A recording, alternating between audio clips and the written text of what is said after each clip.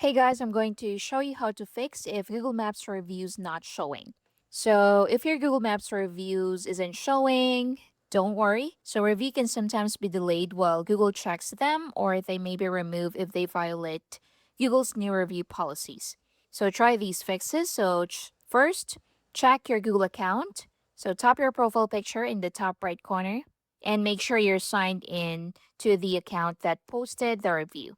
Next, check your contributions. So in Google Maps, go to your profile at the top right corner and scroll down and go to your profile to view your contributions. So this is where you can see whether the review is still listed. So you can scroll down and you should see your reviews right here. You can open it to view more details, etc. You can click the three dots right here to share the review.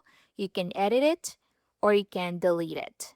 Now, next method is to wait a few days. So Google says some reviews can take a few days to appear while they're being checked. Next method is to update Google Maps. So open App Store or Play Store and search for Google Maps. Quick one.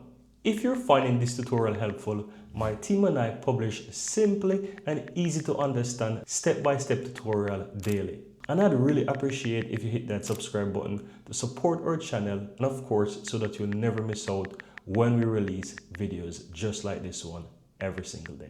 Now let's continue.